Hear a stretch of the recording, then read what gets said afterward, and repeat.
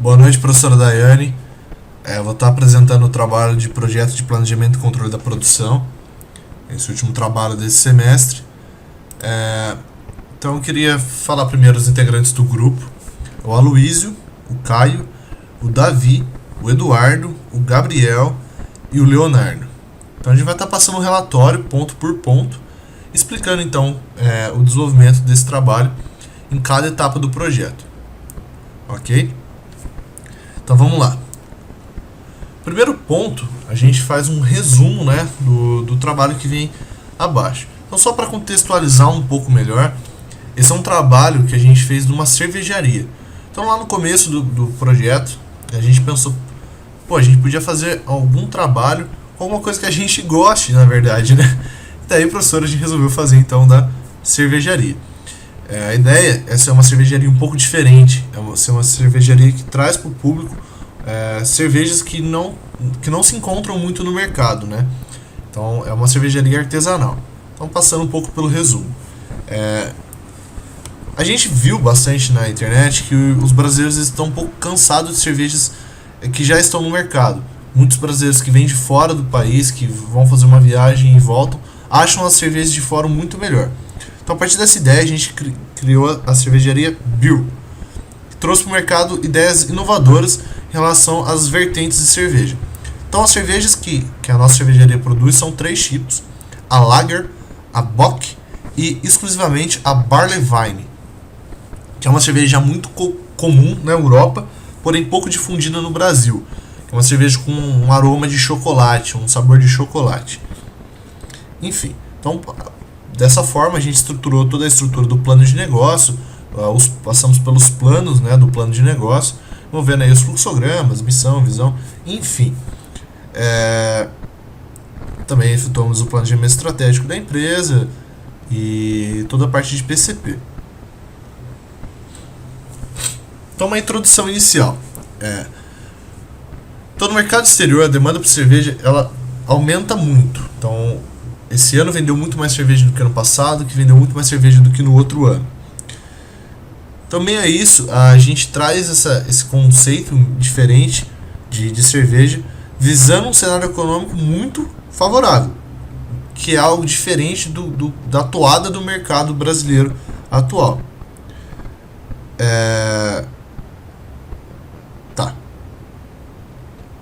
Então, a gente identificando nosso público-alvo, que são aqueles cervejeiros de fato, eu volto naquele ponto de estarem cansados realmente do que o mercado oferece. Então, nesse momento, a gente contextualiza a importância do PCP no negócio, assim como a gente tem a citação aí de Alexander Ribbenbaum, que defende a ideia que a tecnologia é imprescindível para o mundo de negócios, permitindo uma maior gestão do conhecimento tanto para o interior como para o exterior da empresa. Ele defende toda essa questão da tecnologia envolvida no negócio e trazendo essa flexibilidade do processo. É uma parte também que a gente buscou trazer para o nosso projeto. E também a gente explica um pouco o estabelecimento do PCP para a empresa, se tornando prioridade pelo embasamento para todos os processos produtivos da empresa e para tomar as decisões, além, é claro, de ser fundamental para entender o fundo do negócio. A gente também explica essa parte, a importância do PCP na empresa. E assim como todo plano de negócio, ele vem justamente para dar chão para o empresário, né? A gente traz o plano de negócio para o empresário saber onde investir, saber onde se atentar no decorrer do projeto. E dessa forma minimizar os custos e potencializar os ganhos. A gente explica isso mais ou menos nesse último parágrafo. Então, em relação à revisão bibliográfica, professora Daiane, então a gente explica mais ou menos no sentido que um sistema de produção é a ligação entre as operações e etapas de um processo que envolve a produção de determinado bem ou serviço. O resultado positivo ou negativo dessa integração vai influenciar no resultado final, ou melhor, na performance do produto ou serviço como um todo. Então, nos parágrafos seguintes, a gente contextualiza um pouco a importância do PCP para o negócio, né? Trazendo algumas teorias, alguns pensamentos que depois a professora pode ler melhor no relatório, vamos direto um pouco mais ao ponto na apresentação e trazer mais os resultados do nosso projeto. Mas então a gente tem toda a revisão bibliográfica sobre o PCP e a importância do PCP. Ok?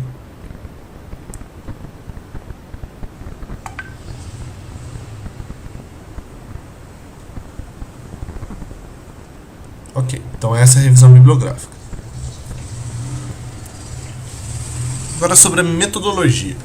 Então, para se realizar o PCP na empresa em questão, a gente dividiu o trabalho em 3 etapas. Primeiro, um diagnóstico estratégico, depois a definição da missão da empresa, né, com seus instrumentos com seus instrumentos, né, prescritivos e quantitativos. Então, um pouco dessa parte, o diagnóstico estratégico identifica realmente o estado da empresa. Então, a gente define visão, valores, e fazendo toda essa análise do negócio como um todo. Nesse momento que a gente vai definir as diretrizes estratégicas mesmo do negócio, então onde a gente quer chegar e quais são as metas que a gente deve atingir para isso. Depois a gente explica um pouco melhor que a missão da empresa, o motivo da existência da mesma, a razão dela ser. Então nela se decide a missão da empresa, os propósitos, a estruturação e debate os cenários e o planejamento estratégico propriamente dito. Em relação aos instrumentos prescritivos e quantitativos, eles estabelecem os objetivos e as estratégias basicamente. Tá, então vamos lá sobre o que realmente a gente pode considerar de interessante, que a professora ainda não viu do nosso trabalho, que é a parte do desenvolvimento. Então, como já dito, a cerveja Beer, como se sabe, ela tem, como eu já expliquei nessa apresentação, o intuito dela é dar uma nova definição para a cerveja, né? Então, a gente surge com a marca em 2016, né, para implantação em 2017, como uma microempresa, qual foi introduzido um grupo de 6 amigos, né? A gente introduziu aí os 6 amigos que desenvolveram o projeto, justamente por essa observação da monotonia da cerveja no Brasil. Existem várias marcas de cerveja, mas a gente sabe que de diferente são só as importadas, né? Então, retificando que os 3 tipos de cerveja, né, que a gente já explicou, com foco nessa Barley Wine, que é popularmente conhecida na Europa, então um aroma de chocolate. Tá. A empresa, a gente escolheu ela para instalar no município de Cândido Mota, no interior de São Paulo. Lá é uma cidade que ela tem um público, a gente sabe que tem um público muito adepto à cerveja. Mas isso parece curioso, né? Porque o Brasil inteiro, a bebida mais consumida no Brasil é a cerveja. Só que em Cândido Mota, uma cidadezinha pequenininha no interior de São Paulo, tem algumas fábricas de cerveja artesanais, assim como a fábrica da Conte, que é uma fábrica muito grande de cerveja, então essa cerveja é vendida barata naquela cidade. Dessa forma, a população de Cândido Mota consome muito cerveja. Enfim, a gente escolheu para instalar nessa cidade. O prédio da empresa é um barracão de 150 metros quadrados e a princípio, né, a empresa atende mercados, bares, conveniências, restaurantes, pizzarias da cidade e região do sul do estado de São Paulo. Então, Cândido Mota, por mais ser uma cidade pequenininha, ela está numa região muito boa, uma região onde a gente pode entender ali Assis, Marília, Bauru. Então, é uma região que tem um público-alvo muito interessante. Em relação a questões trabalhistas, a jornada de trabalho é das 8, são de 8 horas por dia, das 9 às 5, durante 5 dias na semana, né, totalizando 20 dias por mês. Tá, agora sobre o organograma da empresa.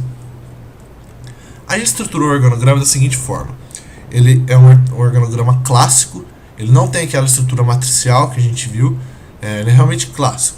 Então, como que ele funciona? Acima temos a presidência, embaixo da presidência a diretoria executiva, que tem como divisões essa diretoria executiva, né? Eu digo, cada área tem um diretor que compõe a diretoria executiva, explicando um pouco melhor. Mas as áreas, né, da empresa são o marketing e comunicação, que embaixo do marketing e comunicação tem a diretoria comercial, após o departamento de compras e a publicidade e comunicação. Então, esse é um bloco, né, dessa parte de comunicação. Depois temos ali a qualidade, abaixo na qualidade, né, o inspetor, o analista dos sistemas e a equipe de qualidade. Depois uma parte ali do meio da jurídica e financeira, contas a pagar, o contas a receber e o departamento jurídico. Ao lado temos a diretoria de recursos humanos que dentro dela temos a segurança e vigilância e a equipe avaliativa. Por último, temos ali a produção, com a produção e expedição, limpeza, manutenção e distribuição. Então, vou explicar melhor numa descrição de cargos o que seria cada uma dessas funções. Então, vamos lá. Presidência. Então, a presidência é o setor responsável por realizar o planejamento estratégico da empresa, deve integrar todos os setores da empresa, organizar reuniões, tomar decisões de longo prazo e guiar a empresa no rumo certo. Diretoria executiva, setor subordinado à presidência, controlará o planejamento tático, tomada de decisões de médio prazo, determinando as atividades que deverão ou não ser realizadas na empresa. Marketing e comunicação, setor subordinado à diretoria executiva, responsável pela imagem externa da empresa, fazendo propagandas, campanhas, divulgações, promoções, contato com clientes, contato com fornecedores, vendas e fazer a criação de e-mails e outras ferramentas para comunicação interna. Então, tô lendo, né? Porque de fato são trechos bem simples, né? Por exemplo, qualidade. Setor subordinado à diretoria executiva é responsável pela fiscalização do cumprimento de requisitos internos e externos, análise de satisfação dos clientes, análise de expectativas, melhoria contínua nos processos e implementação de eventos Kaizen, os eventos de melhoria, né? Jurídico financeiro. Setor subordinado à diretoria executiva é também responsável pela saúde financeira da empresa, controle de fluxo de caixa, segmento e cumprimento de normas legislativas, pagamentos e recebimentos. Vamos aos recursos humanos. Setor subordinado à diretoria executiva da mesma forma, responsável pela capacitação de membros, treinamentos, contratações, demissões, repasses aos funcionários, manter a cultura organizacional e disciplinar membros de segurança no trabalho. Produção. Setor subordinado à diretoria executiva, responsável pela produção de cerveja propriamente dita, pela expedição, pelo gerenciamento de recursos, pela manutenção de equipamentos e pela distribuição de tarefas e gerenciamento de estoque.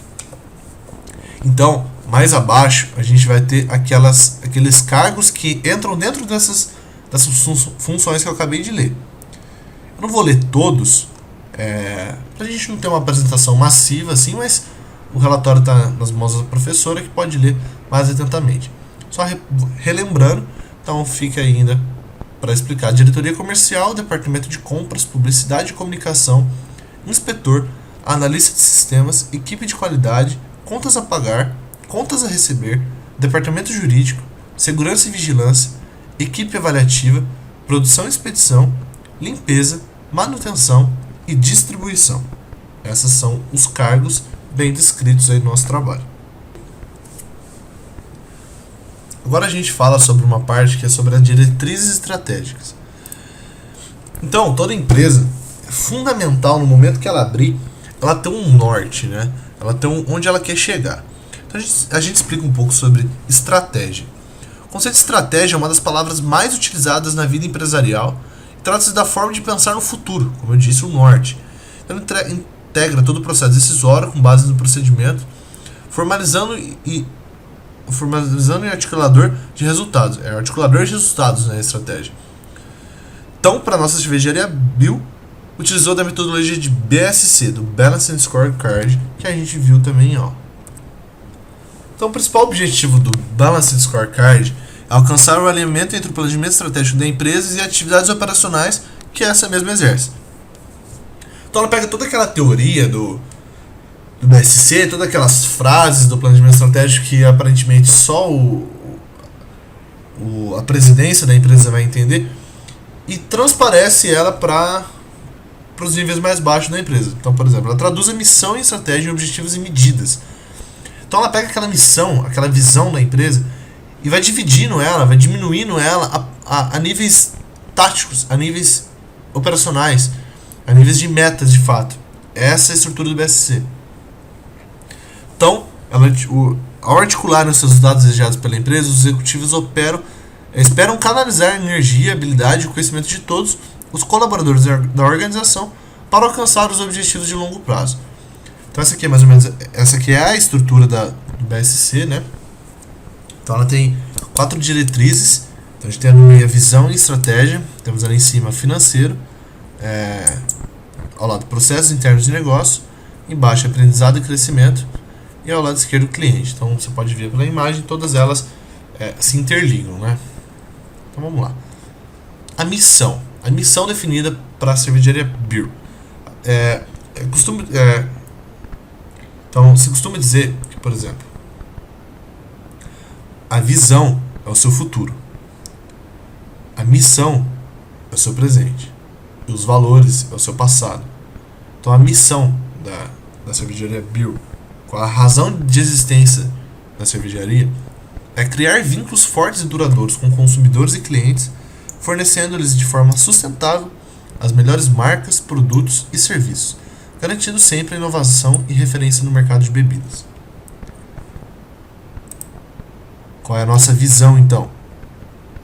Expandir o mercado paulista de cervejas, atingindo com assertividade os gostos da população, garantindo qualidade absoluta nos produtos e serviços.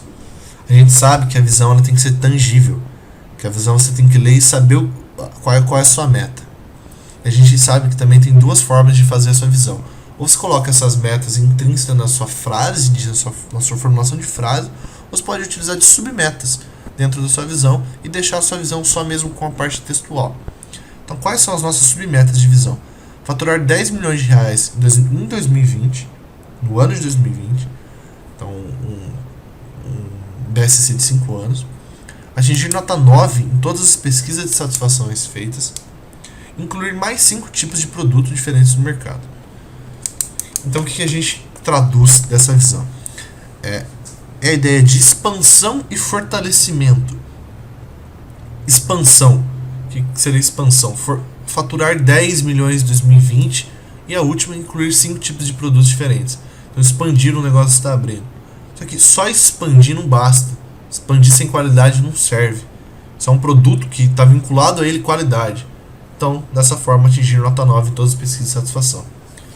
Os valores: respeito, divertimento, paixão pela qualidade, empreendedorismo, sustentabilidade, comprometimento e amor às origens. Então, agora passando pelas perspectivas do BSC, em relação a clientes, temos como meta captar novos clientes. O indicador é o percentual de novos clientes e a meta é 70%, ou seja, todos os clientes. O percentual de todos os clientes da cervejaria tem que ser 70% deles novos, entendeu? E não clientes recorrentes. A segunda meta na perspectiva clientes é aumentar o reconhecimento no mercado. O indicador é percentual de clientes promotores e a meta é 90%. Os processos internos fazer cerveja de qualidade. O indicador é percentual de requisitos dos clientes cumpridos em cada tipo de cerveja. A meta é 100%.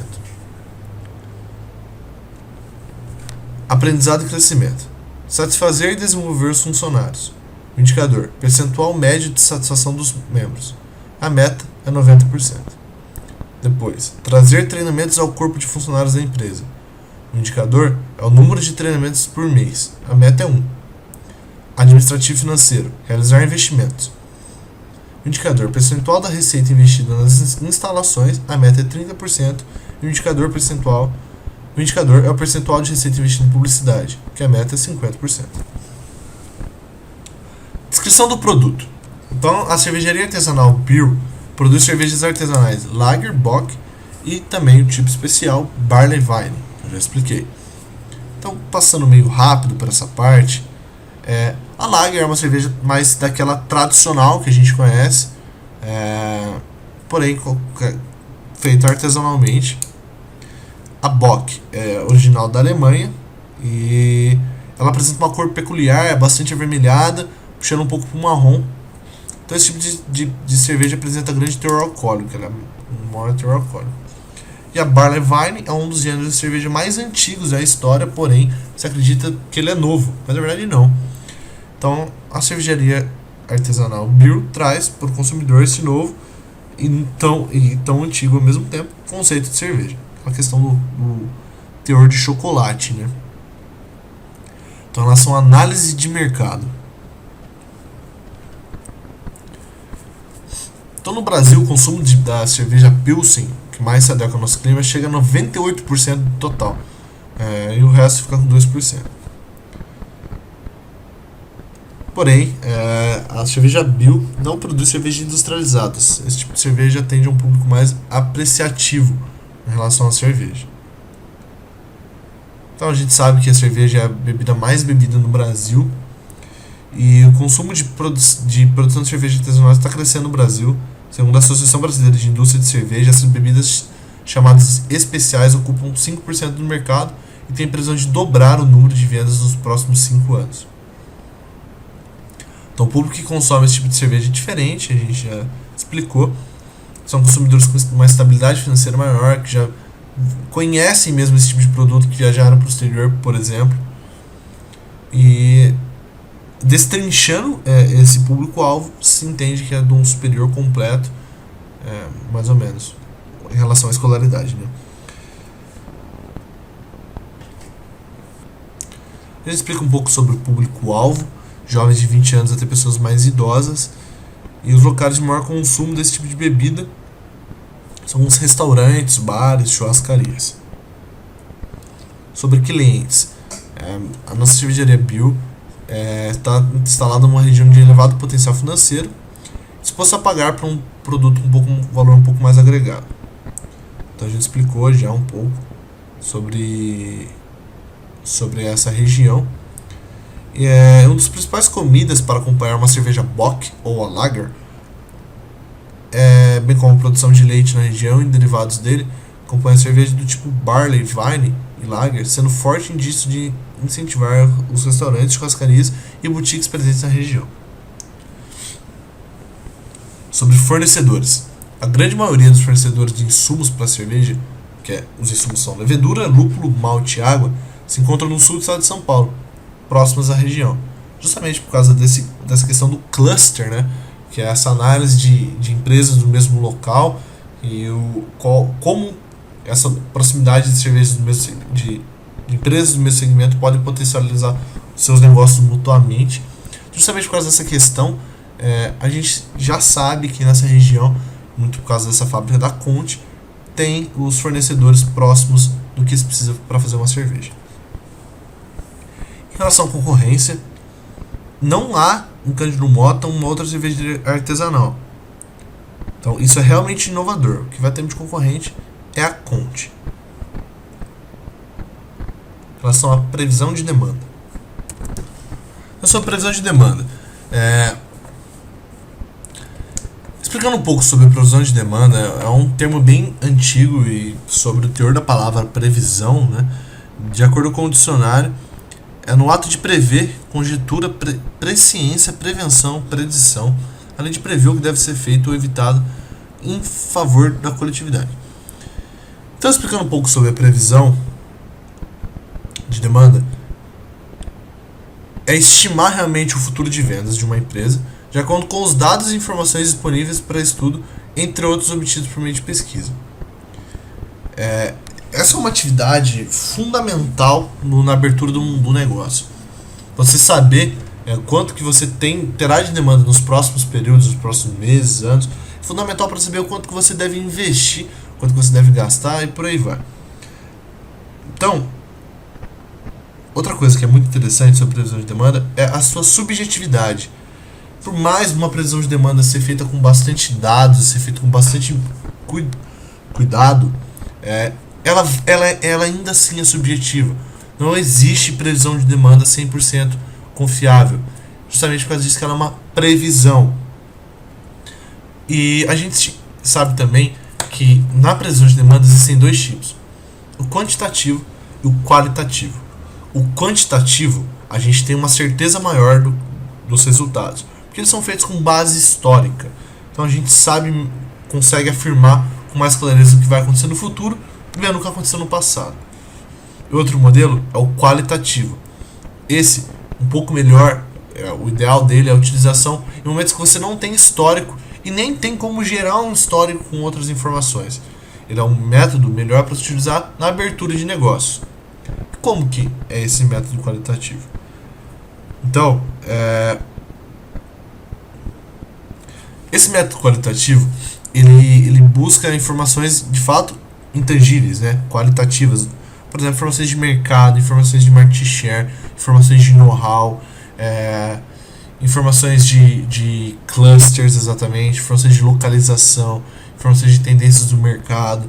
São todas informações realmente qualitativas e muitas vezes pautadas no marketing, em relação à divulgação, enfim.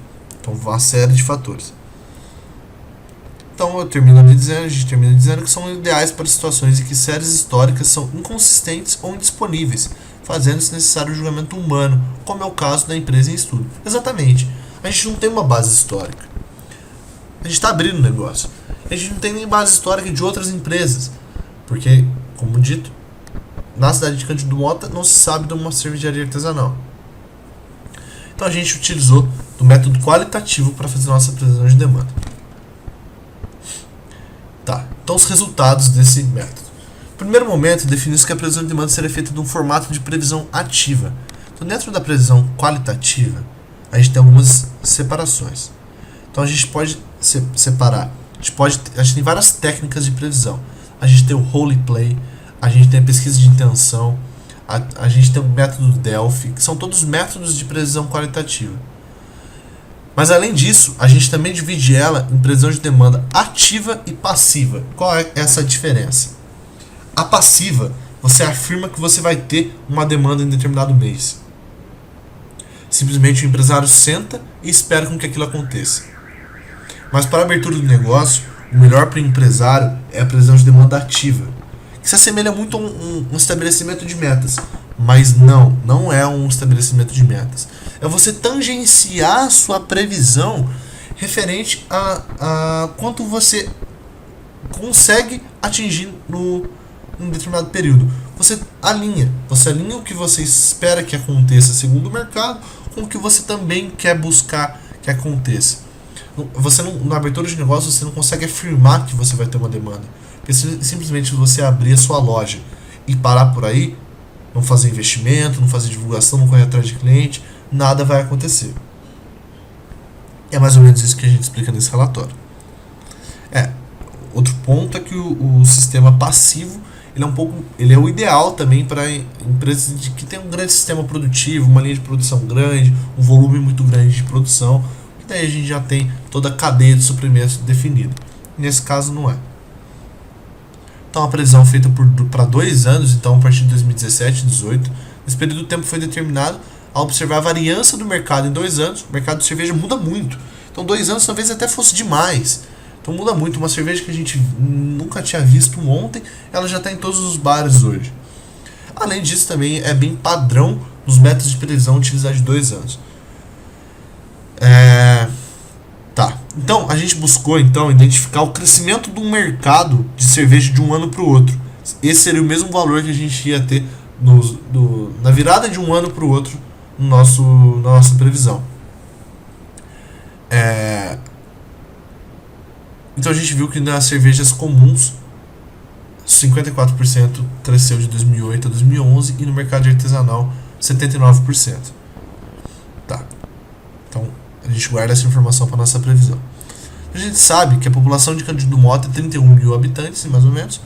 Reduzido isso ao nosso público-alvo, que a gente já explicou acima, a gente chega nos 3.500 pessoas. Considerando que metade desse público consome os produtos, isso também é meio padrão, você considerar 50% do seu público-alvo. Seu público-alvo é todo aquele seu total, né? A gente sabe que a gente está falando de coisas subjetivas e é óbvio que a margem de erro é enorme nessas contas, porém é assim que é feita uma previsão. A gente chega então que cerca de 1 litro ao mês uma pessoa consumiria. Então a gente chega aqui 1.500 litros por mês. Ok? Isso no primeiro mês de previsão. Tá. Seguindo as estratégias iniciais da empresa, a gente sabe que a Lager é o carro-chefe, depois a Bock, depois a Barley Wine como uma aposta no mercado. Então a gente divide como um objetivo a representação das vendas em 50%, 35% e 15% para essas. Dessa forma, então a gente coloca 1.500 litros no primeiro mês de venda, com um crescimento de 26,33% ao ano, que lembra aquele 79% de 2008 a 2011, dividindo nesses 3 anos, dá 26%, e depois, por mês, um crescimento de 2,20%. Também pegando os 1.500 litros do primeiro mês e dividindo proporcionalmente pela Lager, Bock e Barley Wine, a gente tem a previsão para todos os meses em 2 anos. Então a gente explica um pouco sobre classificação e definição do sistema de produção. São partes mais teóricas, eu vou resumir um pouco, porque o vídeo já está ficando meio longo. A gente explica produção contínua, produção de fluxo intermitente e produção sobre medida. Sobre as operações. Produção ela desejada após a estabilidade do negócio no primeiro ano é de 3.000 litros. Então a gente sabe que a gente consegue operar ali com 3.000 litros. Com o aumento do market share e também da demanda, essa produção pode aumentar. Então lembra lá que a demanda até o final do último ano ela vai estar para 2.474 litros. E a capacidade produtiva é de 3.000. Então até o final do segundo ano, com a instalação inicial, a gente consegue operar. Explica um pouco sobre os equipamentos, enfim, sobre as tecnologias utilizadas.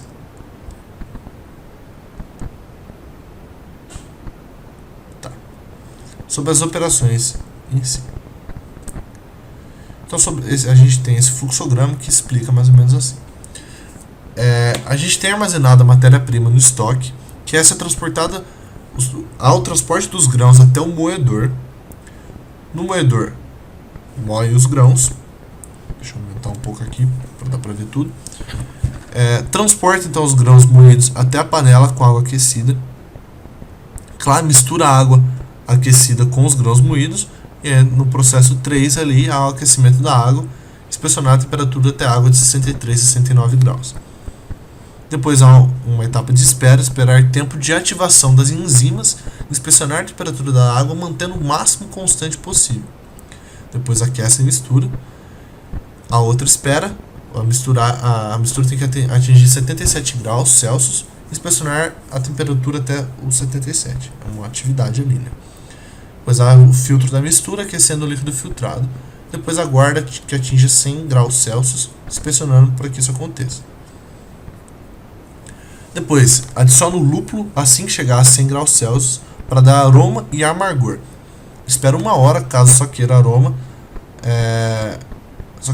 Caso só queira aroma, adicionar o lúpulo 20 minutos antes do resfriamento. Depois transporta a mistura para um fermentador, usando serpentina para resfriamento. Espera a temperatura baixar até 5 graus Celsius, preenche o fermentador.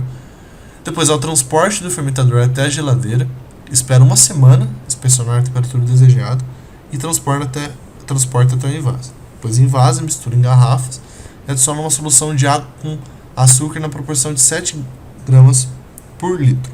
É a carbonação. Depois transporta até o freezer.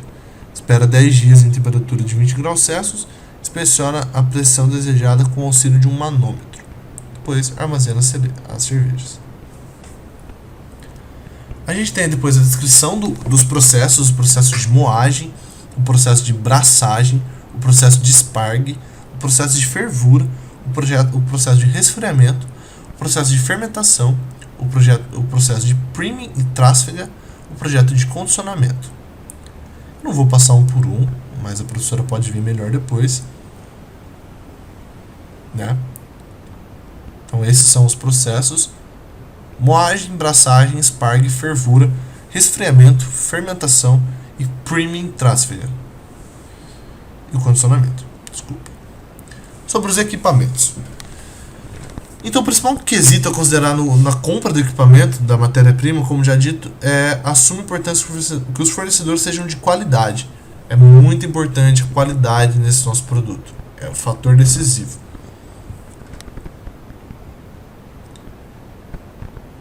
Tá.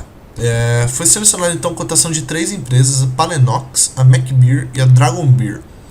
Dentre as propostas recebidas, utilizou-se da empresa Palenox, por possuir equipamentos no estado da arte, né, em si, e além de preços mais vantajosos.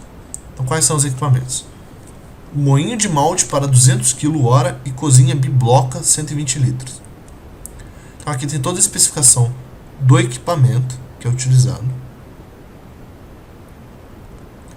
Depois o trocador de calor brasado contendo 20 placas e tanques de 250 litros com motor de refrigeração incluso e controle de temperatura. Então toda a especificação do equipamento. Um pasteurizador para 120 garrafas por ciclo, todo constituído em inox. enchedoras semiautomáticas com 2 válvulas de enchimento, arrolhador de garrafas pneumático com um bico de fechamento. E a gente vê ali pela capacidade produtiva de cada equipamento nessa tabela. Sobre os investimentos. Passei um pouco rápido porque não adianta a gente ficar entrando em detalhe na produção de cerveja. Então, o investimento inicial necessário são na compra de equipamentos, compra de utensílios, cursos para aprendizagem, reforma das instalações e, por fim, o gasto para abrir uma empresa, como sócios já realizaram cursos de produção, né, como a gente, já possui local destinado à produção e possui os utensílios para a produção da cerveja. O plano de investimento irá cobrir os equipamentos apontados no item acima, as reformas estruturais necessárias, assim como os gastos para abrir uma nova empresa. A gente tem a tabela de gastos aí para abrir esse negócio, R$ 170.897 com os equipamentos. Matéria-prima. Então, o principal custo dos produtos vendidos é a compra dos insumos, né? Evidentemente. Então, após pesquisa e comparação entre os preços praticados pelos fornecedores, foi verificado que a compra dos insumos através da empresa Cedo Malte seria a melhor opção por ter custo e qualidade compatível com o mercado e também por se localizar na região da fábrica. Tá. Então, os custos seriam esses aqui. O malte Pilsen, o lúpulo Magnum, fermentação Nordgren e a água. Então a gente tem a tabela com o peso da saca, o preço, a quantidade necessária, as unidades, o preço total e o valor de frete. Depois ali o total então com matéria-prima e com o frete. Então, sobre o planejamento médio da produção, explico um pouco sobre o conceito do PMP, que é constituído de registro por escala de tempo que contém para cada produto final as informações de demanda e estoque disponível atual. Usando essa informação, o estoque disponível é projetado à frente do tempo, né? Quando não há estoque suficiente para satisfazer a demanda futura, quantidades de pedidos são inseridas à linha de PMP. Analisando a demanda que foi estruturada no projeto, para cada mês, para cada produto diferente, dividiu-se então essa demanda essa demanda que foi feita foi a demanda mensal. Então a gente dividiu pela demanda semanal, dividindo por 4, né? Aplicando a mesma nas 4 semanas do mês.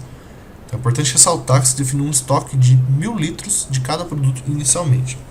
Além disso, o tempo de lead time é o mesmo para os produtos, de 20 dias. Se for parar para ler o fluxograma lá, ele dá um pouco a menos que 20 dias, a gente colocou 20 dias, deve dar uns 18, 17.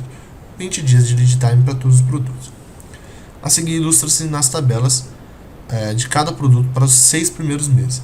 A gente não colocou todos os meses porque ia ficar tabelas ilegíveis e seguem a mesma lógica, mas a gente fez primeiro com mais assertividade os 6 primeiros meses. Então tá aí a tabela do PMP para cerveja Lager, Bock e Barley Wine, desculpa. E sobre a gestão de estoques, é uma ferramenta essencial para apoiar os principais propósitos de toda a empresa, sobre lucro e satisfação do cliente. E o Reinaldo Messias, um consultor renomado do Sebrae há anos, diz que quem faz um controle eficiente de estoque frequentemente consegue praticar melhores preços, atende com agilidade e tem mais qualidade no serviço prestado ao produto comercializado. Então, o controle de estoque da cervejaria Bio é feito pelos gráficos abaixo, notando o momento que o pedido de um novo recebimento de cada produto deve ser feito, tendo em vista a demanda e o tempo de lead time de produção, 20 dias. Então, aquela questão do prazo de pedido que a gente viu em aula. Então, no eixo X é o tempo e no eixo Y a quantidade de produto em estoque. Da cervejaria Lager, então a gente com mais ou menos 35 dias acaba o produto em estoque, então é necessário fazer o pedido ali com 15 dias. Cervejaria Bock, que acaba ali o produto mais ou menos com 45 dias e é necessário fazer o pedido com 25 dias. E da Barley Wine, que acaba ali com, até anotado aqui um minuto, da Barley Wine acaba com 127 dias e é necessário então fazer o pedido com 107 dias. Então, com o trabalho realizado pela equipe, fica evidente a importância do planejamento e controle da produção de determinado negócio ou empresa. para que se possa saber exatamente o que produzir, quanto produzir, quando produzir e definir a aceitação do produto. Enfim, saber todas as características que terá o negócio e o produto unitário. Com o PCP instalado na nossa micro cervejaria, ou uma cervejaria artesanal, fica mais fácil gerenciar todos os processos produtivos da empresa, além de fazer uma análise de clientes, fornecedores e concorrentes, sabendo quais serão as forças, fraquezas, oportunidades e ameaças para o negócio. Com isso, consegue-se perceber a necessidade do PCP na empresa, permitindo que o grupo coloque em prática o conhecimento adquirido em sala de aula e um trabalho de criação de um micro cervejaria artesanal. Essa é a nossa conclusão, as nossas referências. Então fica assim definido o nosso trabalho, professor Daiane.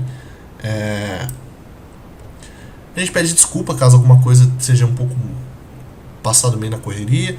A gente não queria fazer uma apresentação meio longa, 40 minutos, né?